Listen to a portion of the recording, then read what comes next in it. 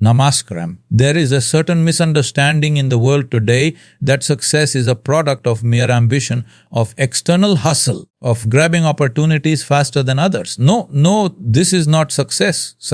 True success, is not about conquering the world, it is about mastering yourself. Your mind is not your enemy. But if you do not learn how to handle it, it will become one. Let me ask you, have you trained your body? Yes. But have you trained your mind? Because the untrained mind is like a monkey with a sword, dangerous to itself and others. So today, let's talk about mastering the mind, choosing discipline over distraction, and what a man must do if he truly wants to rise. Point 1, discipline is freedom, not punishment. Point 28, your attention is your life. Point 3, pain is a powerful teacher, don't waste it. Point 40, stop being a victim of your thoughts. Point 50, build rituals. Motivation. Point 6, you don't rise by luck, you rise by design. Discipline is freedom, not punishment. People often mistake discipline for a cage. They believe it means stripping away joy, eliminating spontaneity, and living a robotic life devoid of happiness. Let me tell you something powerful. Discipline is not your enemy. It is your greatest ally. In fact, discipline is the truest form of freedom. It is the key that unlocks your potential and grants you authority over your own life. Without it, you are not free. You are merely floating, being dragged along by distractions, moods, and the loudest voice of the day. Take a moment to think about the people you admire most. Whether it's a top athlete, a successful entrepreneur, or a wise monk, what is the one thing they all have in common? It is not luck. It is not some magic pill. It is discipline. Day after day, they show up, not because they always feel like it, but because they understand something most people don't. Without structure, your life becomes noise. Let's look at a real life example. Think of a man who decides to get fit. In the beginning, he's motivated. He watches a video, gets inspired, buys gym clothes, and hits the gym for 3 days. But then life happens. He oversleeps one morning. Then a friend calls with an invitation. The rain falls, his motivation fades. Soon the gym is a memory. His old habits return. Why? Because he was relying on motivation, not discipline. Motivation is emotional. Discipline is intentional. Now imagine another man. He also wants to get fit. But instead of relying on mood, he builds a routine. He sets his alarm for 5 a.m. and he gets up whether he feels like it or not. He doesn't ask himself, do I feel like working out today? No, he simply honors the decision he made when his mind was clear. This man understands that discipline is not a punishment. It is an agreement with your future self. He may not enjoy every workout, but he enjoys the results. And slowly, he begins to respect himself more. Others notice. Opportunities follow. This is not luck. This is earned freedom. The freedom to feel good, to be strong, to live with confidence. Here's the truth. Undisciplined people are not free. They are prisoners of temptation. They are slaves to the next notification, the next craving, the next distraction. And in chasing fleeting pleasures, they lose something far more valuable, their purpose. You see, pleasure is temporary. Purpose is eternal. When you practice discipline, you begin to operate on a higher level. You don't seek comfort, you create meaning. Think of a river. Water by itself spreads in every direction, it goes nowhere. But when you create boundaries, when you build walls and give it direction, it becomes powerful. It can light up cities. It becomes energy. The same is true for your mind. When your thoughts run wild, they waste your energy. When you guide them through discipline, they become unstoppable. Another daily example, your finances. Imagine two people. One earns money and spends impulsively. Eating out, buying gadgets, scrolling through shopping apps, always chasing that next dopamine hit. He has no savings, no investments, no control. Now imagine another person. He earns the same money, but he lives below his means. He tracks his spending. He invests with patience. He denies himself small temptations today to secure his future tomorrow. Which one is free? The spender who is always in debt, or the disciplined one who sleeps peacefully knowing his future is secure? The answer is clear, and the best part, discipline builds upon itself. The more you practice it, the more powerful you feel. Every time you wake up early, even when you're tired, every time you say no to something unhealthy, every time you focus when your mind wants to wander, you are casting a vote for the kind of person you are becoming. You are telling your future, I am ready. Discipline is the quiet voice that says, I will not be ruled by my impulses. I will be ruled by my vision. Yes, there will be days you fall. Yes, there will be moments when you break your routine. That's okay. Discipline is not perfection. It is persistence. It is the courage to begin again without shame, without excuses. It is knowing that you are not here to live a life of comfort, but a life of consequence. So next time you hear the word discipline, don't think of it as a restriction. Think of it as a gift, a powerful tool that transforms chaos into clarity, a weapon that protects your purpose, a bridge between your goals and your reality. Because the man who masters discipline will eventually master his destiny. Your attention is your life. Whatever holds your attention holds your power. Most people do not realize how precious their attention is. They treat it like it's limitless, letting it scatter in 1,000 directions, letting others decide what to think, what to feel, what to chase. But the truth is this: where your attention goes, your energy flows. And where your energy flows, that's where your life goes. In today's world, distraction is not just common, it's designed. Your phone is not just a device, it's a battlefield. Every app, every notification, every ping is competing for your attention. And slowly, day by day, hour by hour, your power is being drained. You begin your day scrolling through someone else's life instead of focusing on your own. You check messages before you even check in with yourself. You watch 10-second videos for hours and wonder why your purpose feels so far away. Let me ask you a question. When was the last time you sat still, with no screen, no music, no stimulation, just you and your thoughts? For many, the answer is never. And that is not freedom. That is addiction. You are not supposed to be available to the world 24/7. You are supposed to be available to your purpose. Attention is like sunlight. If you spread it out thin, it warms the surface. But if you concentrate it, it becomes a laser. It can cut through steel. The same is true with your focus. If you give it to everything, you accomplish nothing. But if you learn to control it, you become a weapon, sharp, precise, unstoppable. Let's take a simple example from daily life. Imagine two students preparing for an exam. One studies with his phone next to him. Every few minutes, he checks it. A message here, a meme there, a video in between. He studies for hours but learns little. His mind is split. Now imagine the other student. He puts his phone away. He finds a quiet place. He studies in blocks of deep focus. In half the time, he learns double. His mind is still. His attention is pure. Who will succeed? The one who gave more hours or the one who gave undivided attention? It's obvious. And yet, most people continue to confuse being busy with being focused. They wear their distractions like a badge of honor. But distraction is not a badge. It's a barrier. It's the reason why dreams are delayed, why plans are forgotten, why potential is wasted. Now, some might say, but I can't help it. My mind just wanders. Of course it does. The mind is a wild horse. But just like any wild horse, it can be tamed. Not by force, by consistency. Just do this for 5 minutes every day. Sit in silence. Watch your breath. If your mind runs, gently bring it back. No judgment. No pressure, just presence. Over time, your mind will begin to listen. It will begin to obey. Attention is not just about work or study. It affects your relationships, your health, your spiritual growth. When you give your full attention to someone, you connect. When you give full attention to your body, you heal. When you give full attention to your emotions, you grow. But when your attention is divided, nothing is fully lived. You become a tourist in your own life, always there but never present. Let's talk about relationships. How many people sit at dinner with their loved ones but stare at their screens? How many fathers miss their child's laughter because they're busy replying to emails?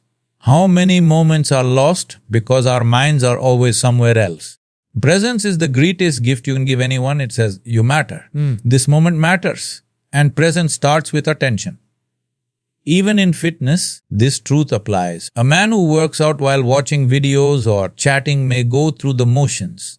But a man who focuses, who listens to his body, who feels every rep and every breath, he transforms faster. His results are not just physical, they're mental.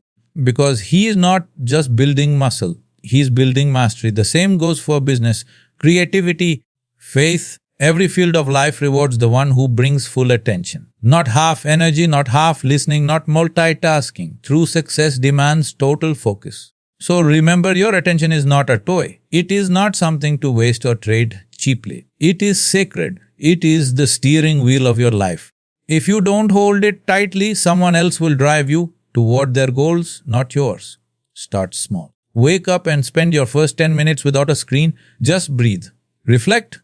Plan your day. Practice focusing on one task at a time. When you speak to someone, look into their eyes. When you work, eliminate distractions. Build your focus like a muscle.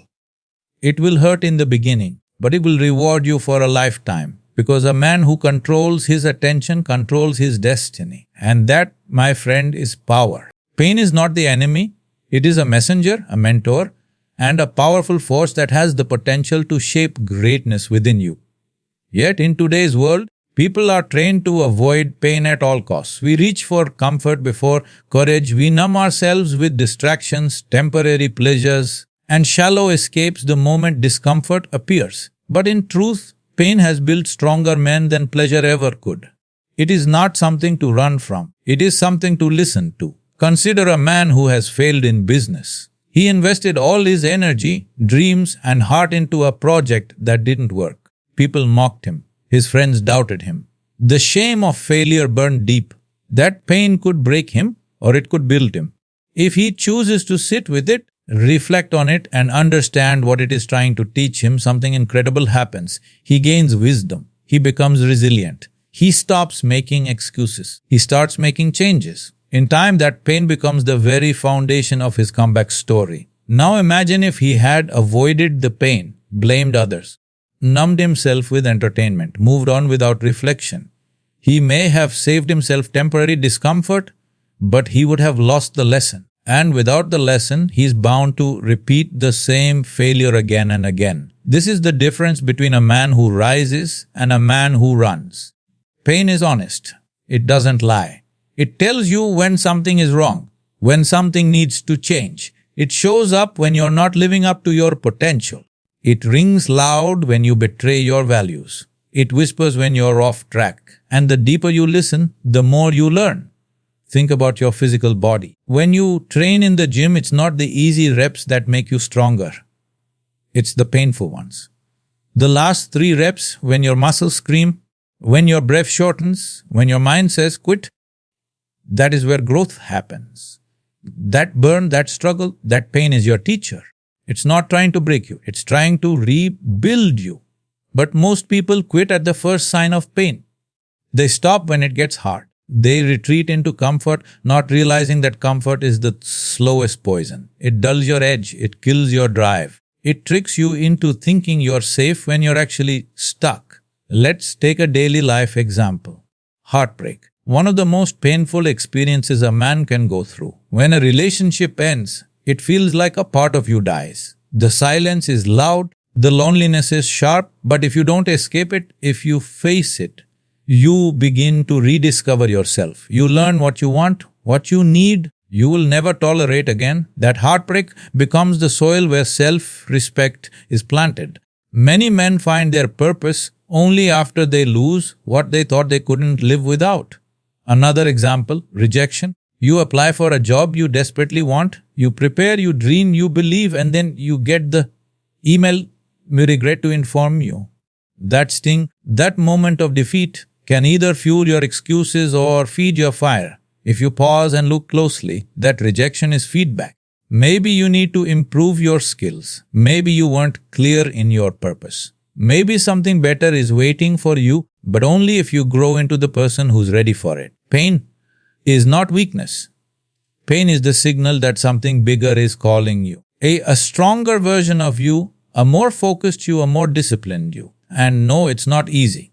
It's never meant to be. But growth never comes from what is easy. It comes from what stretches you, what scares you, what forces you to evolve. The problem is, we've been taught to hide our pain. Be strong, they say, which often means be silent. But true strength is not pretending everything is fine. True strength is looking pain in the eye and saying, I'm listening. Teach me. It is the man who admits his weakness that gains the power to change it. It is the man who feels his pain fully who finds clarity on the other side. So if you're in pain right now, emotional, mental, physical, don't waste it. Don't rush to escape it. Let it shape you. Let it forge you. Ask yourself, what is this moment trying to teach me? Where is it trying to push me? What part of me is it asking to grow? Because every scar you carry has a story. And those stories will become your strength. Not because you avoided pain, but because you embraced it. You didn't let it define you. You let it refine you.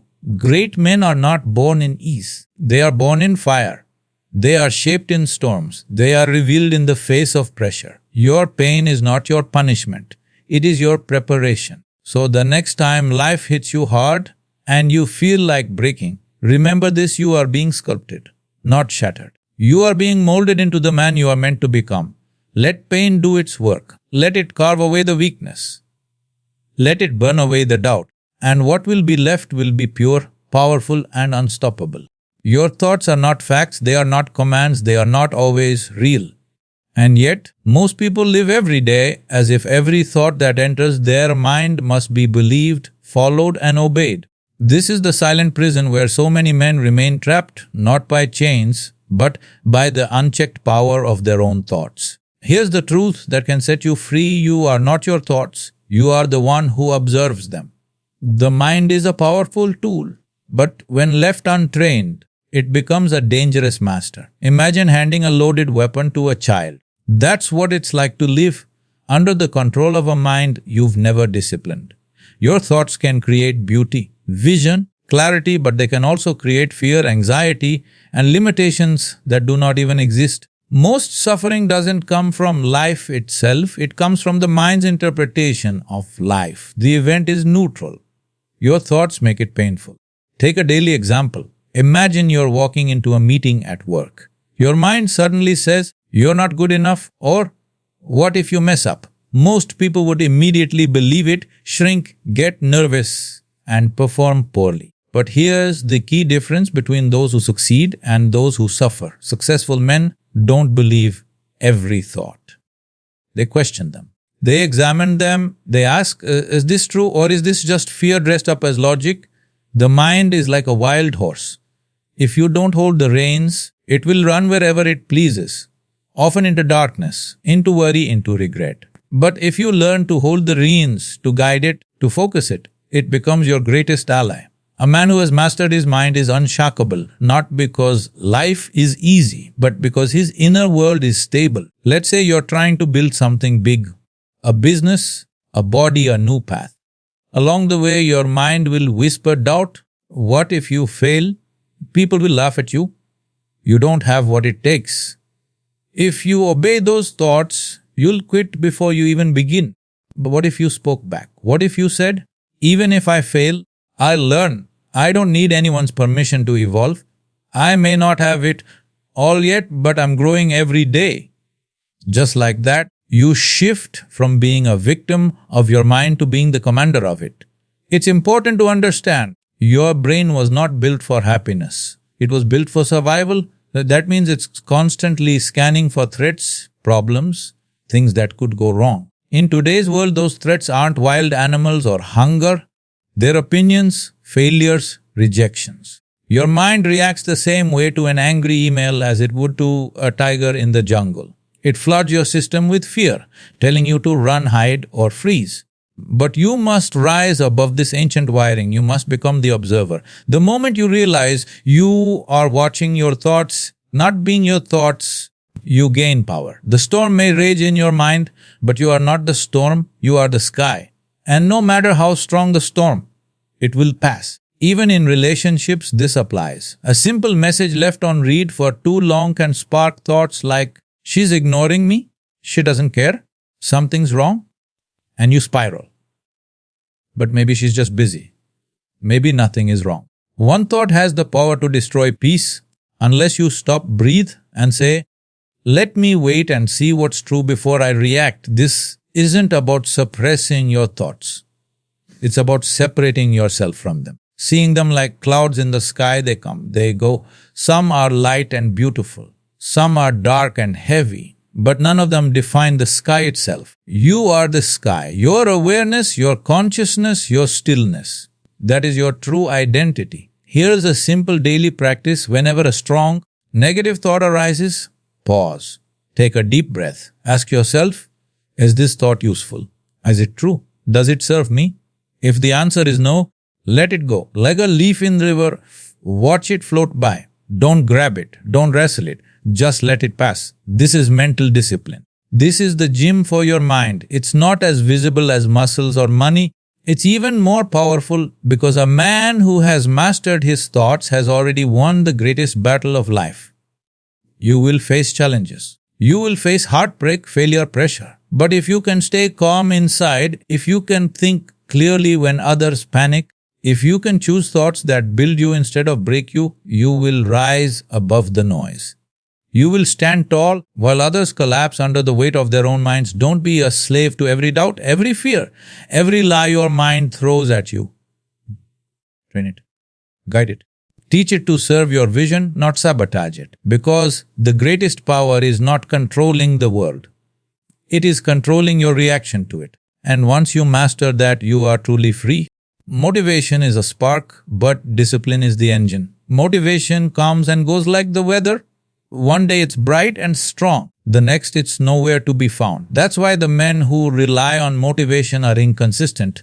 And inconsistency is the enemy of greatness. You don't need to feel like it every day. You just need to show up anyway. That's where rituals come in. Not big dramatic actions once in a while. Small, powerful disciplines practiced daily no matter what mood you're in. Think of motivation like a flame from a matchstick. It flares up quickly, but without fuel it dies out in seconds. Now imagine discipline as a furnace. You feed it every day with effort, with focus, with repetition. And over time, it builds a fire so steady, so strong that not even the storm outside can put it out. This is the fire that forges winners, not the one lit by excitement, but the one fed by commitment. Imagine two men who want to get in shape. One watches a motivational video and feels inspired. He goes to the gym, crushes his first workout, posts about it, feels great. But 2 days later, life gets busy. He's tired, the excitement fades, and so does his effort. The other man doesn't wait for motivation. He creates a ritual: wake up, stretch, drink water, hit the gym, no questions asked. Even when it rains, even when he's tired, even when nobody is watching. One man depends on mood, the other depends on structure. Guess who builds the real change? This is true not just in fitness, but in every area of life. From business to relationships to mental strength, your rituals build your reality. You don't become confident by accident. You become confident by consistently showing up for yourself. You don't become strong by thinking about it. You become strong by repeating hard things until they become your nature. Let's talk about business. A man who only works when he feels inspired is unreliable. But a man who creates a ritual, waking up at 5 a.m., reviewing his goals, setting his tasks, eliminating distractions, and moving through his day with focus, that man becomes a machine, not a robotic one, but a purpose-driven one. His actions are intentional. His time is sacred. And success begins to chase him because the universe respects consistency. Even in relationships, rituals matter. A man who only expresses love or attention when he feels like it will leave his partner confused, insecure, and disconnected. But a man who builds small habits, sending a good morning message, giving genuine compliments, making quality time non-negotiable, builds trust. And trust is the foundation of every strong bond. The mistake many people make is waiting for the right feeling. But the truth is, feelings follow actions, not the other way around. You don't wait to feel courageous before acting bravely. You act bravely and courage grows. You don't wait to feel inspired before writing, working, or creating. You do the work first, and inspiration often meets you halfway. This is why rituals are powerful. They remove the emotional debate. You no longer ask, do I feel like doing this? You just do it. It becomes who you are. Another daily example, imagine trying to write a book. A motivated man may write 3 chapters in one night full of fire, then nothing for months. A disciplined man sets a ritual, Write for 1 hour every morning. Even if it's not perfect, even if it's just a few paragraphs. Over weeks, he finishes the book. Not through bursts of excitement, but through the slow burn of routine. That's the magic of rituals. They multiply your progress quietly while everyone else waits for the perfect moment that never comes. This is not about living a boring life. It's about living an intentional one. When you create rituals, you conserve your energy for what really matters. You reduce decision fatigue, you eliminate chaos, you build identity. Because every ritual you follow is a vote for the man you are becoming. Wake up early. That's a vote for discipline. Work out daily. That's a vote for strength. Read every night. That's a vote for wisdom. Ignore distractions every morning. That's a vote for focus. Over time, these small votes become a landslide. They build your character. They change your destiny. Even spiritual growth demands ritual. If you want peace, meditation must become a habit. If you want faith, prayer must become a ritual. These things don't grow in chaos. They grow in consistency. The deeper your ritual, the stronger your roots. And the stronger your roots, the taller you rise. So if you want to build a powerful life, stop waiting to feel ready. Stop chasing motivation like a ghost. Instead, choose a few simple rituals. Make them non-negotiable. Tie them to your identity and protect them like your future depends on it, because it does. In the end, you don't rise to the level of your dreams. You rise to the level of your rituals. Your success is hidden in your daily structure. Your power lies not in what you do occasionally, but in what you do repeatedly. Discipline may look boring to the world, but it creates results that are anything but ordinary. A success does not come by accident. It does not knock on the door of the lazy or fall into the lap of the unprepared. It is not granted by luck or given as a gift. It is earned through deliberate action, through intentional choices, and through the quiet discipline of designing your life with purpose. If you truly want to rise, not just exist, but rise with strength, clarity, and power, you must stop living by default and start living by design. The reality is most people are not living lives they chose. They are living lives they've drifted into. They wake up reacting to the world instead of creating it. Their days are ruled by routine, not ritual. They let distractions lead the way, and they confuse motion with progress. But the man who builds his life with intention knows better. He understands that every decision either builds or breaks his destiny, and he treats each day like a brick in the foundation of something greater. Let's look at a daily example. Imagine a man who wakes up late, scrolls through his phone first thing, eats whatever is quickest, reacts to problems, checks emails endlessly, and ends his day feeling exhausted yet unaccomplished. Now compare that to a man who wakes up with purpose, starts his day with quiet focus, reviews his goals, trains his body, prioritizes deep work, and ends the day knowing he honored his purpose. One is reacting, the other is designing. One is drifting, the other is rising. Designing your life means taking ownership. It means asking hard questions. Who do I want to be? What kind of energy do I want to bring into the world? What values do I want to live by? What legacy do I want to leave behind? These questions are not just for poets or philosophers. They are for every man who refuses to waste his one precious life. You must understand that greatness is not one big leap. It is 1,000 small steps in the right direction. It's not about chasing everything. It's about choosing the right few. A man who designs his life doesn't try to do everything. He focuses, he simplifies, he eliminates what doesn't matter, so he can give his full energy to what does. Let's say you want to be financially free. That doesn't happen by luck. It happens when you design a system. You create a budget. You study the game. You build skills that the market rewards. You invest consistently. You resist the impulse to spend for status and instead live for freedom. You make sacrifices today for the man you want to be tomorrow. What? That is not random. That is design. Or take your health. A strong body isn't created by wishing for it. It's built when you plan your meals. For what? Commit to movement, prioritize rest, and stay consistent even on the days you don't feel like it.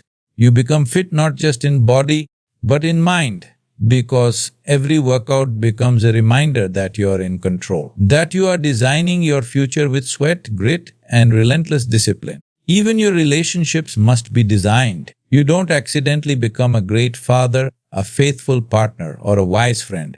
You choose to show up. You choose to communicate with honesty. You choose to forgive, to listen, to lead with love, even when it's hard. Relationships that are designed with intention grow. Those left to randomness decay. And this applies to the relationship you have with yourself most of all. Too many men wait for motivation. They wait for the right time. They wait for someone to believe in them. But life does not reward the one who waits. It rewards the one who works. Or what? The one who doesn't need perfect conditions because he's committed to perfecting his character. The one who stops waiting to be chosen and chooses himself. Design is also about discipline. Because when you have a clear vision, you start building habits that match that vision. For what? You wake up early not because it's trendy, but because you value your time. You eat clean not just for abs, but because you understand that your energy is your edge. You read, study, and reflect not to impress others, but to sharpen your inner weapon, your mind. You stop being led by your feelings and start being led by your principles. You say no to good things so you can yes to the best things. For what? You don't follow the crowd. You follow your calling. You don't compete with others. You compete with your past self. This is what it means to rise by design. It is not flashy. It is not always visible. But it is powerful. And over time, it produces results so undeniable that even the world begins to take notice. Designing your life also means accepting full responsibility. No more blaming circumstances, childhood, or the people who didn't support. You may not control where you started, but you do control where you go from here. And the moment you accept that, you take your power back. You stop surviving and start building. Every day is a new blueprint. Every choice is a building block. So ask yourself, am I designing a life I'm proud of? Or am I just existing in one I never truly chose? The difference between a man who lives on purpose and a man who lives on autopilot is the willingness to be intentional. Even when it's hard, even when no one's watching. Because you don't rise by chance, you rise by choice, you rise by design.